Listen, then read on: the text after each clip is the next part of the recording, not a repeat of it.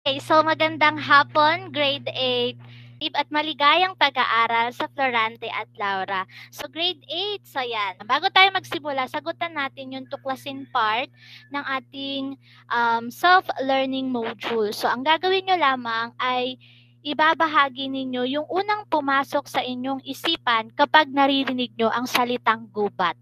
Tama, yung mga nabanggit nyo ay tama. Yun ay yung mga salitang maiuugnay natin o masasabi natin kapag marinig natin o makita natin o mabasa natin yung salitang gubat. So ngayon naman, grade 8, ano sa palagay ninyo yung kaugnayan ng ating pinag-usapan sa tuklasin part sa ating tatalakayin ngayong araw? Sa grade 8, ang ating tatalakayin ngayong araw ay ang paghihinagpis ni Florante. So kanina pinag-uusapan natin ay tungkol sa ano may isip nyo kapag narinig nyo ang salitang gubat. O tignan nyo yung pabalat ng aklat na aking nakuha. So si Florante ay nakatali. Ito ay si Florante. Nakatali siya sa puno ng higera. Kumbaga, nagsisimula ang kwento ng Florante at Laura doon sa gubat. Okay? Yung pinakabuod. So tayo ay nasa Module 2, ika-4 na markahan. Okay? So kung meron kayong katanungan, mag-unmute ng microphone or maglagay sa chat box natin. So ngayon tayo ay magsisimula na. Ito yung mga dapat natin malaman na nakalahad sa inyong alamin part ng self-learning module. Masuri ang pangunahing kaisipan ng bawat kabanata. Yes, mamaya, matapos ninyong umawit, may mga katanungan tayong sasagutan para masuri natin yung saknong na inyong inawit. Okay? So, pangalawa naman ay naisusulat sa isang monologo ang mga pansariling damdamin tungkol sa pagkapuot, pagkatakot at iba pang damdamin. So, ilalahad nyo ang inyong damdamin tungkol doon sa sitwasyon. Okay? At ang letter C na ilalarawan ang tagpuan o gubat pa lang gubat. So, ibig sabihin, pagtagpuan ng ating pag-uusapan, isa ay ang tagpuan. Na ilalarawan ng tagpuan ng akda batay sa pinanood, binasa o inawit. Dagdagan natin. Okay? So ngayon naman, bago tayo muli magpatuloy, meron akong nakahalaw na verse sa Bible. Ito ay mga Kawikaan 21 verse 21. Ang sabi, ang lumalakad sa daan ng katuwiran at katapatan ay nagkakamit ng buhay at karangalan. So nais ko na taglayin natin ang katapatan sa pagsagot ng ating mga activities dito ha. Okay, so simulan na natin dito sa ating subukin part ng self-learning module. So, dyan sa inyong mga tahanan, kumuha kayo ng inyong papel o kaya ay ballpen o kaya sa inyong device mismo, magsagot kayo ng sarili ninyo para matetest ninyo yung sarili ninyo sa inyong pagkatuto. Okay? Maging isang responsableng mag-aaral sa part na ito. So ano lang ang gagawin ninyo? Maglagay kayo ng 1 to 5, lagyan ng check kung tama, X naman kung mali. So una, itinali si Florante sa puno ng higera, inilarawan ito bilang isang malaking punong malalaki ang dahon at hindi namumunga. Check or X. Sa inyong mga tahanan, magsagot kung check or X. Okay? Next, number 2. Labis ang pagtangis ni Florante dahil sa kinasadlakan ng kanyang bayan. Check or X. Tama o mali? Pag check, pag tama, check. Pag mali, X. Pangatlong bilang, inilarawan ang gubat bilang isang gubat na mapanglaw. Madilim dahil di halos nakatatagos ang sinag ng araw dahil sa malalago at naglalakihang puno. Nagkalat ang mababangis na hayop dito. Check or X. Pang number 4. Kumbaga ito yung ating paunang pagsusulit. Okay? Nasa subukin part din ng self-learning module nyo. Pang-apat, tumatangi si Florante dahil sa pagkakalayo niya sa kaibigang si Laura at Adolfo. Check or X. At ang pang-5, sa pananatili ni Florante sa gubat, binalikan niya ang matatamis nilang alaala ni Laura. Check or X. Okay? So grade 8, Sabi ko nga sa Kawikaan 21 verse 21 na ipinakita ko sa inyo, magsagot ng may katapatan at magche-check din kayo ng may katapatan. Okay? So, check your own paper, grade 8. So, ito ang mga tamang kasagutan. 1, 2, 3, check. 4, X5, check. Okay? So, grade 8. Ngayon, tignan natin kung ano yung mga nakuha ninyong score. So, sabihin din ng may katapatan. Kung kahapon umulan ng tubig, ngayon, papaulanin natin ng scores sa ating chat box. Okay, may naglalagay na 4/5, 4/5, may 5/5. Meron ba nakakuha ng 3? So kung 5/5, very good naman. Ibig sabihin, meron na kayong idea sa ating tinatalakay. Sa mga nakakuha ng 4/5, or kung may 3, 2, 1, or 0. Pero sa nakikita ko, 4/5, huwag mag-alala sapagkat hindi pa natin ito natatalakay. So yung mali ninyong bilang doon, yung mali ninyong part doon, yun yung bigyang pansin din dapat sa ating pagtalakay. Okay? Ayan, may nakakuha ng 3. Okay lang yan. Tulad nga ng sinabi ko, hindi pa natin natatalakay. Mamaya, sana yung mga nakakuha ng 3, 4, maging 5 na. Okay? So, mangyayari yan, syempre, sa inyong pakikinig sa ating aaralin. So, malaman ko lang grade 8, yung nakakuha ng 3 at saka 4, aling number dyan yung nakakuha kayo ng maling kasagutan? Anong number? 1, 2, 3, 4, 5. Sa mga nakakuha ng 4 at saka 3, aling number doon? Okay, yung number 2. Yan, 2 at 4. Sige, balikan natin yung 2 at saka 4. Tapos, bigyang pansin sa ating pag-aaral, So, number 2, labis ang pagtangis ni Florante dahil sa kinasadlakan ng kanyang bayan. Ayan ay tama. Yan ay check. Kung bakit? Mamaya, malalaman natin. So, again tumatangis si Florante dahil sa kinasadlakan ng kanyang bayan. Check yan. Ayan ang daming number 2 at saka number 4. Bigyang pansin na rin natin yung number 4. Bigyang pansin din sa ating pagtalakay mamaya. Tumatangis si Florante dahil sa pagkakalayo niya sa kaibigan. Hello, kaibigan. Ang tamang sagot ay X. Kaibigang si Laro. At lalo na ito kay Adolfo. Okay? So, ngayon, grade 8, dako tayo dito sa ating, ayan. So, again, ito ay subukin part pa lang. Mamaya, nararamdaman ko, makaka 5/5 kayo. Yes. So, ngayon, simulan na natin sa ating pagbibigay kahulugan sa mga salitang ginamit or ilan sa mga salitang ginamit sa Florante at Laura, saknong 1 to 83. So, meron akong inihandang laro sa atin, halaw saan nyo nakikita yan, yung kapareho? Saang palabas or anong palabas sa telebisyon? Nakikita niyo yung kapareho. Yes, very good. Showtime. Very good. So, yan, yung ating laro halaw dun sa laro ng Showtime. Pero ito ay kapareho lugan. So, grade 8, ang gagawin natin, base na rin dyan sa pangalan ng game natin, kaparehulugan. Ibibigay ninyo yung kaparehong kahulugan. Bakit may who? Alamin na natin ang mechanics. Tanan, bongga.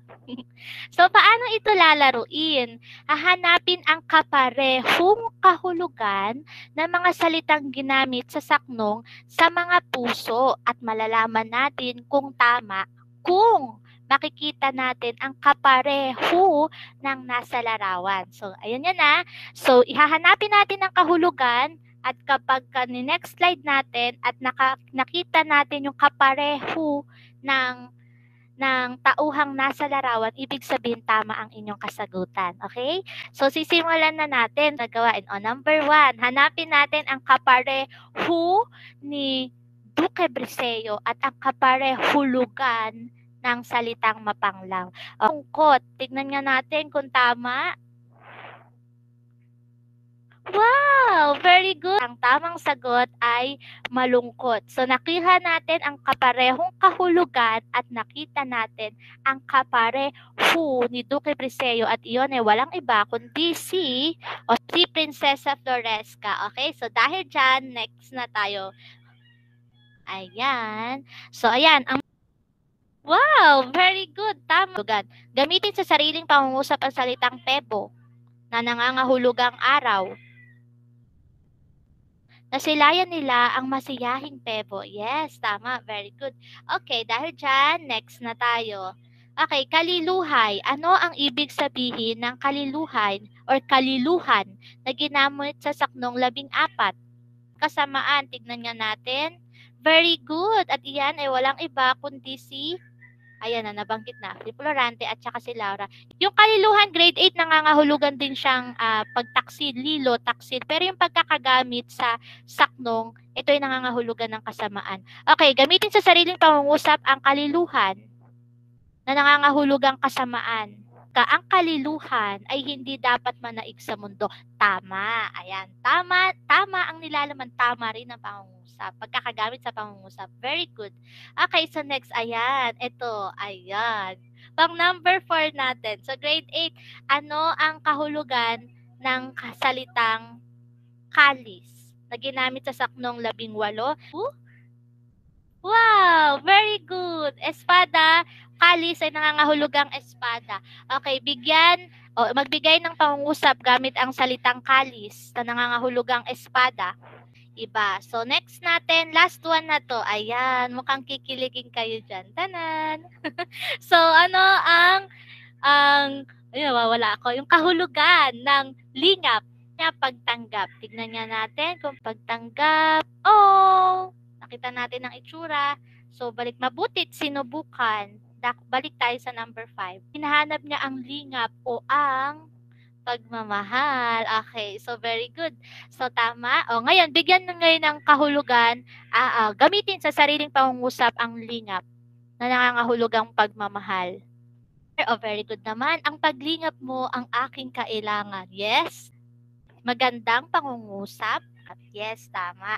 Okay, grade 8. Dahil dyan, kung wala namang katanungan, tayo ay dadako na sa ating susunod na gawain. At ito ay ang ating goal, ang paglalapat himig. Okay? So, sa halip na ating babasahin, tutulain o papanoorin, lalapatan natin ng himig. Nung nakaraang linggo, meron na kayong idea, on the spot kayong kumanta. So, meron na akong pina-assignment sa inyo last meeting na naka-assign ng mga saknong sa inyo para mas mapaghandaan ninyo ang inyong pagdalapat himig sa mga piling saknong. Okay? So, basahin ko lang yung ilang mga dapat isaalang-alang sa ating pagdalapat himig na pangkatang gawain bilang 2.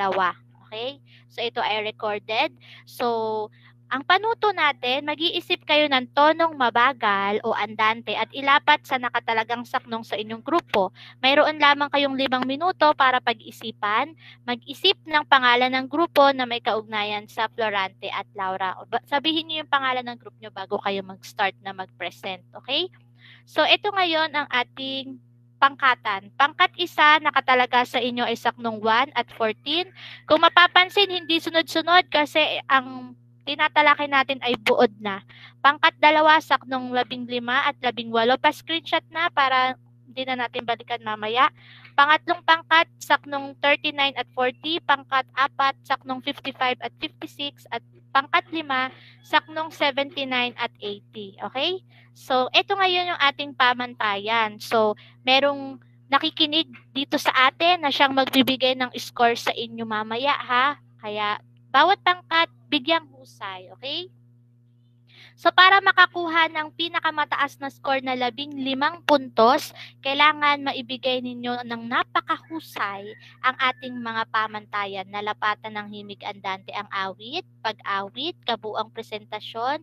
Ayan, okay? So, ayan yung ating magiging pamantayan sa inyong paglalapat himig sa piling saknong. So, meron pa kayong gagawin. So, dapat hindi lang natin basta magawa na atin itong makanta, kundi dapat masuri rin natin ito. So, kailangan, di ba, magpapaliwanag kayo ng tungkol doon sa saknong ninyo. Kailangan masasagot nyo sa pagpapaliwanag nyo ang mga tanong na nakatalaga sa inyo. Okay, pa-screenshot or pakisulat yung tanong na dapat ninyong maisama sa inyong pagpapaliwanag sa pagkatapos ng inyong pag-awit. Okay? So para sa pangkat isa, matapos ninyong awitin, kailangan sa pagpapaliwanag nyo, masagot nyo to. Mailarawan nyo ang lugar na kinaroroonan ng binatang si Florante. Ma'am, saan nga po yung lugar? Balikan nyo yung sinagutan natin sa tuklasin part, okay? Tapos ang tanong, anong lugar ang maihahalin tulad mo rito? Bakit? Actually, ito, nagpahapyawan na to kanina sa chat box nung sabi ko, iugnay nyo yung ating pinag-uusapan sa tatalakayin natin. Ang ginawa nyo, iniugnay nyo talaga doon mismo din sa saang lugar ito maaring maiugnay. Okay?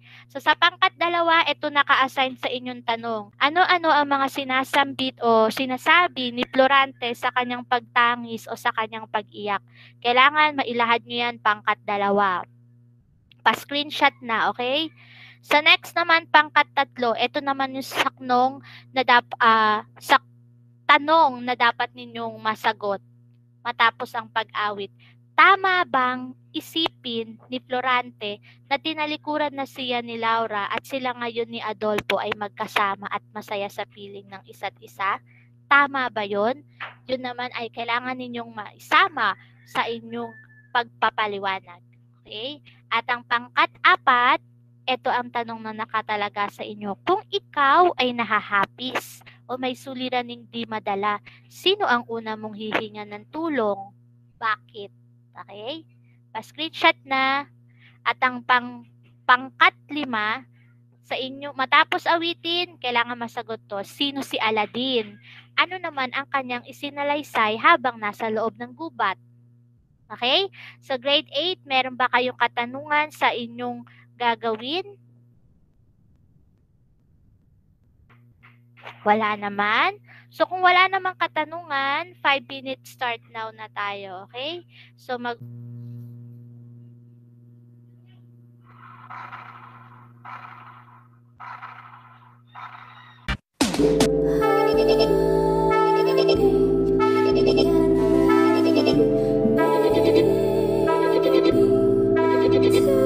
So, ganito gagawin natin ha, pagsasanib ng pagsasaawit at pagtalakay na rin, okay? So, balikan natin yung pangalawang katanungan na nakatalaga para sa pangkat isa. Anong lugar ang maihahalin tulad mo rito o bakit? Anong lugar o anong bansa ang maihahalin tulad natin na kung saan pwede natin maihalin tulad yung gubat na kinaroroonan ni Florante, nakatali siya. Ibig sabihin, hindi siya malaya, di ba?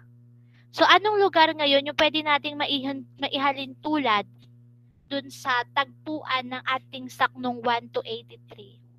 Saan maaaring maihalin tulad o ano yung maaaring isimbolo ng gubat? Si pinag-aaralan natin, Florante at Laura, di ba? Pero sabi nga ang akdang ito ay naisulat ng panahon na ang Pilipinas ay kubkob o sakop ng mga Kastila, kaya makikita natin ang kalagayang panlipunan kung kailan naisulat ito. Kaya base doon sa tagpuan ng saknong 1 to 83 ng Florante at Laura, ay maihahalin tulad natin dun sa nasabi ni. So ngayon naman, dadako na tayo sa pangkat ikalawa. Ayan. So, habang nakatali siya, umiiyak siya at ang kanyang sinasambit ay yun nasa saknong 15 at 18. Ayan yung nangaganap sa kahariang Albania na iniiyak ni Florante. Ang may magandang asal pa ay binabaon samantala ang masasama naman ang inaaangat.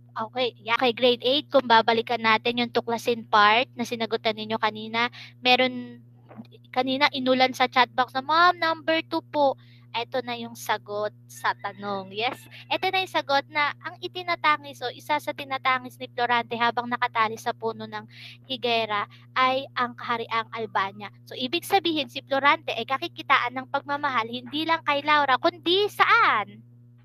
Saan pa siya nagpakita ng pagmamahal? Yes. Very good sa kanyang bayan. Kaya nga ang di ba, ang layunin ng Florante at Laura, gisingin ang damdamin ng nasyonalismo, di ba? Kung susiriin nating maigi at iuugnay natin yung pangyayari ng Florante at Laura sa kasaysayan at kung yung kalagayang panlipunan kung kailan ito na isulat, makikita natin. Okay? So, ngayon naman, grade 8, kung may tanong, maglagay lang sa chat box or mag-unmute ng microphone. So, ngayon, bibigay ko na ang ating screen at ang mikropono sa pangkat pangkat ikatlo. Group number 3 kayo na.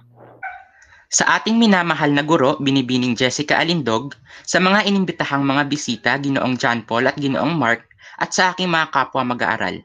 Binabati ko po kayo ng isang maganda at mapagpalang hapon. Ikatlong pangkat, ang kapatiran ng mga alagad ni Balagtas. Kami po ay naitalagang maglapat ng himig para sa saknong 39 hanggang saknong 40 ng akdang Florante at Laura. Binigyang buhay namin ito sa tulong ng tono na nagmula sa kantang sundo na inawit ng bandang Imago. Inaanyayahan ko po kayong pakinggan at panoorin ng aming isinagawang paglalapat himig.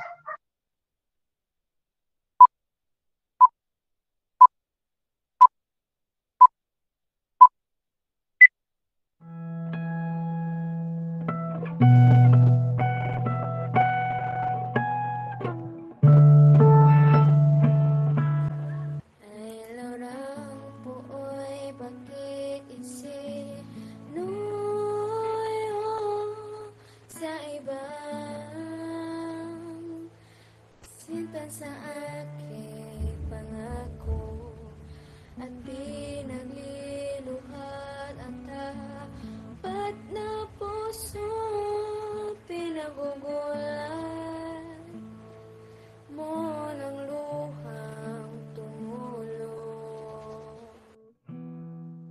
Isinumpaan mo sa langit na di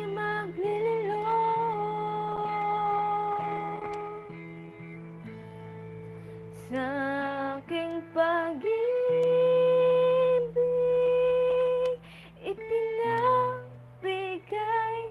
ko naman niyaring dibdib. Wala sa gunita itong masasabi.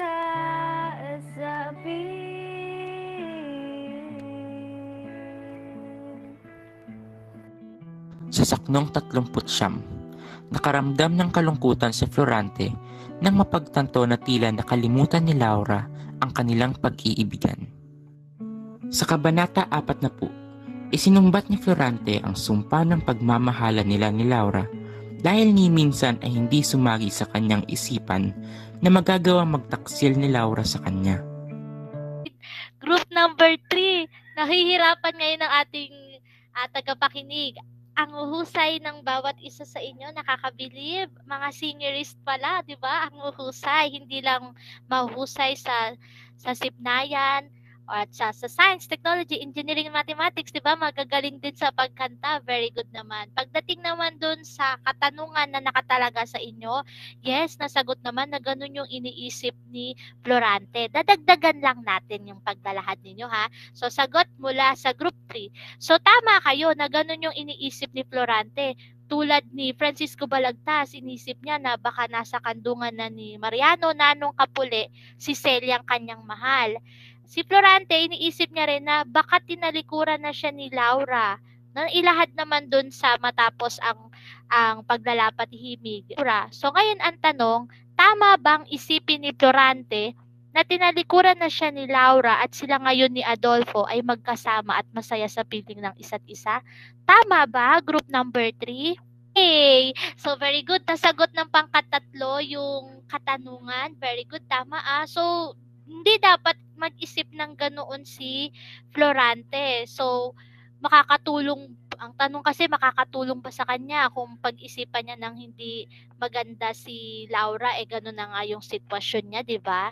So, very good, group number 3. Okay, ngayon naman, dadako na tayo sa, tayo din, ha? Kung halimbawa makakaranas tayo ng, hindi man katulad na nangyari kay Florante, pero makaranas tayo ng, halimbawa, kalungkutan, kabiguan, feeling na pag-iisa. So, isipin natin yung sinabi kanina ni mag-isip ng di maganda, isipin muna kung sapat ba, totoo ba iyon. Okay? So, think positive lang tayo. Ngayon, dako na tayo sa pangkat-4. Okay, group number 4, kayo na.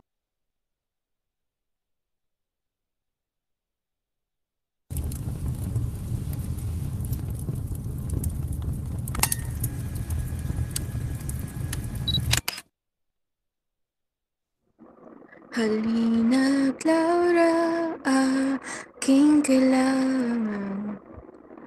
Ngayon ang lingap mo ng naunang araw.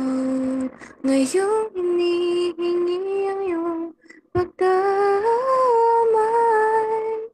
Ang abang sinta mo'y nasa kamatayan. At ngayon, malaki ang aking dalita, ay di humahanap ng maraming luha. Sukat ang kapatak ng makapula, kung sa may pagsintang puso mo'y magmula.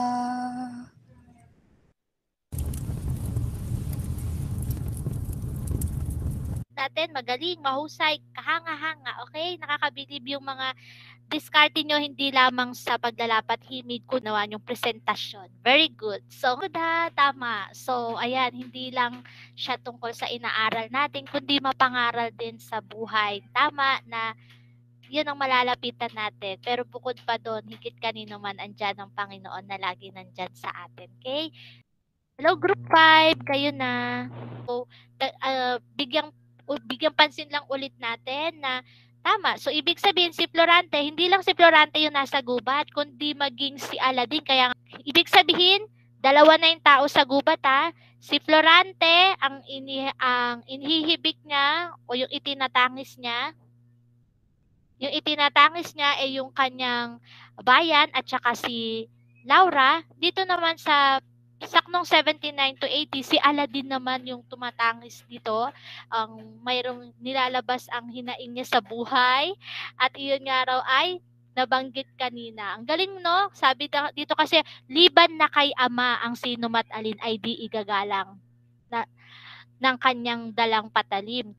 Na nagpakita pa rin ng paggalang itong si Aladdin dun sa kanyang sariling ama, di ba? Pero ang ganda na sinabi yung si Florida na mismo ang pumunta sa kanya. Kaya tignan natin kung ano yung magiging dulo ng ating mga saknon. Doon i-reveal yun sa last part. Pero kanina nakakapamintana na tayo. Ibig sabihin, nagsaliksik talaga. Kaya binabati ko ang bawat isa sa inyo.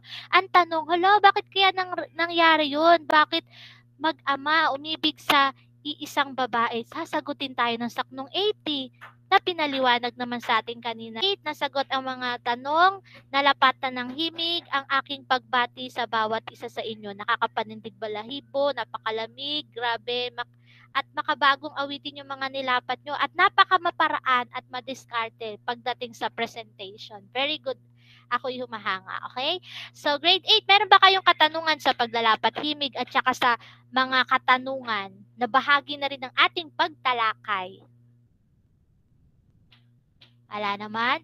Ano yung paglalarawan dun sa kaharian ni Florante? Nababalot po ng kasamaan. So itong kaliluhan na inilalarawan ang bayan ni Florante, anong bahagi ito ng pananalita? Sige nga. Anong bahagi ng pananalita yung kung saan inilalarawan yung pangalan, panghalip o yung tinutukoy? Sige nga, anong bahagi ito ng pananalita? Sige, pwede English, pwedeng Filipino. Anong bahagi ng Yes, very good, Ginoo. Ito ay walang iba kundi ang pang-uri. Yes, nagpang-uri. So, pang-uri, ito ay salitang nagsasaad ng katangian. So, yan, inilahad yung katangian o yung ano nangyayari sa bayan ni Florante. Okay, so ngayon, grade 8, bago pa tayo magpatuloy pala, ano nga muli yung sukat? Sige nga, bilangin. Cruz, lalabin, dalawahing pantig. Very good. Nagbilang kayo ng syllable sa bawat pantig. Very good. So ngayon, balikan natin itong pang-uri. So tayo, kapag tayo naglalarawan, mas nakikita natin o mas nauunawaan natin kung ano yung tinutukoy, di ba?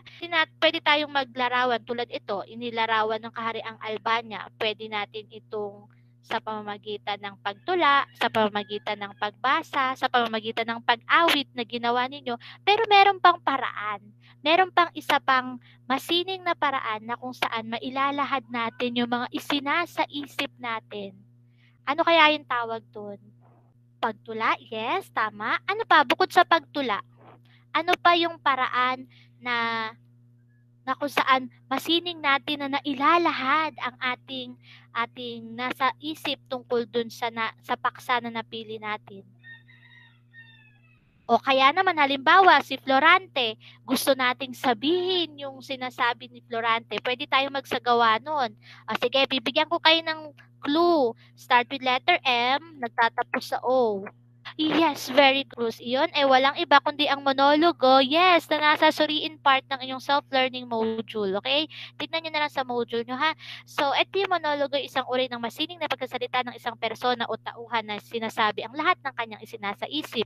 Binibigas ito ng isang karakter o isang tao. Ang monologo ay ginagamit sa mga dula, pelikula, palabas, at iba pa. At ang iba pang impormasyon tungkol sa monologo, tignan sa suriin part ng ating self-learning module 2. Okay? So, ngayon grade 8, sample ng monologo. Actually, kanina yung naririnig ko kanina, may mga nagmo-monologo na doon na kung saan ipinapahayag niya yung mga isinasa isip niya tungkol doon sa mga nangyayari sa kahariang Albania, o kaya yung sa sinasabi ni Florante tungkol kay Laura, ganyan. So, ito, para lang mabigyan tayo ng isang halimbawa ng monologo, meron dito sa self-learning module natin, bigkasin natin, ha? Wow! Very good, O si ma'am, ano pa yung ginawa niya? Yun ay isang halimbawa ng monologo. So, hindi ako nagkamali sa tinawag ko. So, pwede niyo itong sagutin sa paraang pamonologo. Yung bibigkasin nyo ng punong-puno ng damdamin na maaaring si Florante, nagtalabas siya ng kanyang hinanaing sa bayan ng Albania, kay Laura, or si Aladdin sa kanyang buhay pag-ibig. Okay? So, grade 8, meron ba kayong katanungan sa saknong 1 to 83 or kaya paglilinaw sa alinmang part doon? Wow, wala naman. Okay, kung wala naman grade 8, nasa last part na tayo. At ito ay subok na kaya kayang-kaya. Di ba kanina subukin? Ngayon, subok na kaya kayang-kaya nyo na to. Okay? So, ito na yung tawag natin sa subukin sa last part. Okay? Ano gagawin? Tama o mali pa rin? So, grade 8, o kunin ulit ang inyong panulat, ang inyong papel, or inyong gadget, kung saan kayo pwede magsagot. At make it sure, sagutan ng may katapatan, Kawikaan 21 verse 21. Okay? So, check kung tama, X kung mali. Number 1, labis ang pagtangis ni Florante dahil sa kinasadlakan ng kanyang bayan. Check or X? Sagutan. Number 2, ang mapanglaw ay nangangahulugang malungkot. Check or X?